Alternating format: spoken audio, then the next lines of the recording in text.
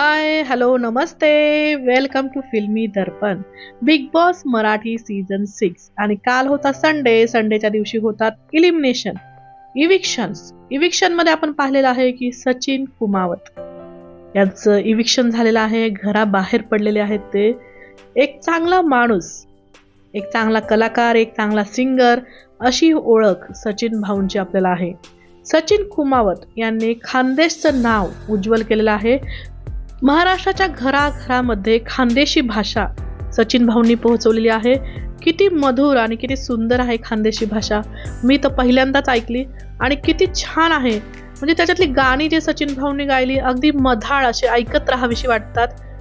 दिवानी वहिनी रे राजा तुझे प्यार करणारे, किती सुंदर गाणं आहे. म्हणजे आतापर्यंत ऐकलंच नव्हतं. खानदेश मारस प्यायला ये म्हणाल माय, किती किती सुंदर गाणी आहेत खानदेशी भाषेमध्ये आणि भाषा सुद्धा इतकी मायाळू प्रेमळ आहे. सचिन भाऊंचे खरंच त्यांनी महाराष्ट्राला एक वेगळेच म्हणजे खानदेशी भाषा काय हे दाखवून दिलेलं आहे. आपल्या महाराष्ट्रामध्ये किती भाषा आहेत प्रेक्षकांनो, किती सुंदर सुंदर भाषा आहेत. आपली मराठी भाषा इतकी छान आहे आणि मराठी भाषेच्याच या उपभाषा आहेत. किती सुंदर आहेत भाषा आपल्या. म्हणजे आपल्या भाषेवरती आपण प्रेम करायला हवं हे मी या निमित्ताने तुम्हाला सांगू इच्छिते. रितेश भाऊ सुद्धा जाताना म्हणाले की बाबा बिग बॉस सारख्या शो मध्ये एक चांगला माणूस ही अशी उपाधी मिळणं, हे असं नाव मिळणं खूप मुश्किल आहे आणि सचिन भाऊंनी ते खरंच मिळवलेलं आहे. त्यांच्यासारखा माणूस म्हणजे कुठेही विनाकारण भांडण तंटा नाही, कुणाला चुकीचं बोलणं नाही, चुकीचे वागणं नाही आणि तरी सुद्धा त्यांनी एक स्वतःची वेगळी ओळख या बिग बॉसच्या शो मध्ये बनवली. याच्यावरनच कळतं की हा माणूस कसा आहे. खानदेशी माणसं प्रेमळ असतात हे आपल्याला याच्यावरनं लक्षात आलं असेल. सचिन भाऊंचा प्रवास आपण पाहिला, त्या प्रवासात सुद्धा आपल्याला दिसलं की खूप छान खेळले सचिन भाऊ. प्रत्येक टास्क मध्ये सुद्धा छान खेळलेले आहेत. घरामध्ये सुद्धा त्यांचा वावर छान होता. फक्त त्यांना गेम समजायला थोडा उशीर झाला. मागच्या 1-2 आठवड्यापासून त्यांना छान गेम समजला होता आणि त्यांना सूर सापडायला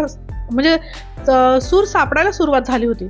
मला असं वाटतं अजून जर ते राहिले असते तर खूप चांगला गेम आपल्याला त्यांचा पाहायला मिळाला असता. म्हणजे करण गेल्याच्या नंतर सचिन भाऊनी खूप चांगलं मला असं वाटतं पकडला होता सूर आणि प्राजक्ता आणि सचिन यांची एक चांगली जोडी इथे जमलेली होती.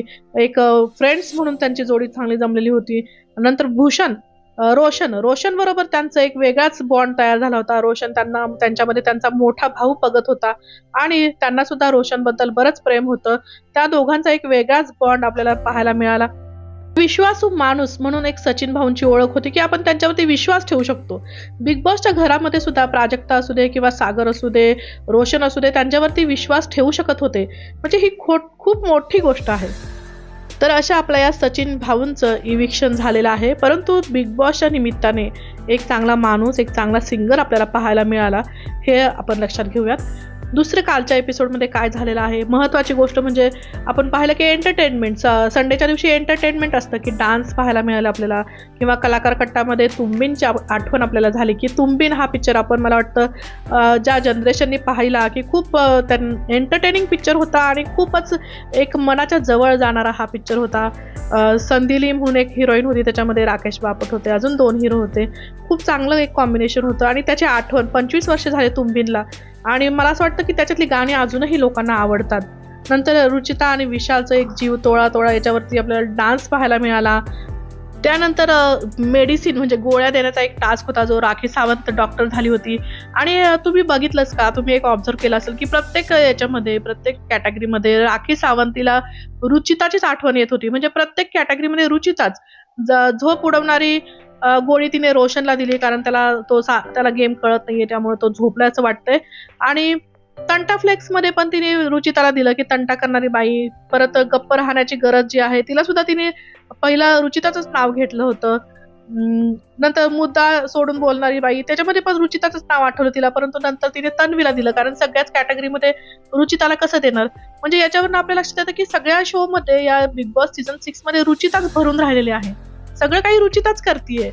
म्हणजे लक्षात आलं का तुम्ही, जे गेम रनर जी आहे ती रुचिता आहे. म्हणजे रुचिताला तुम्ही कितीही नावं ठेवा किंवा तिला इविक्ट करा असं सांगा, परंतु हा शो रुचिताशिवाय रन होणार नाही हे बिग बॉसच्या टीमला पण माहिती आहे, प्रेक्षकांना पण माहिती आहे.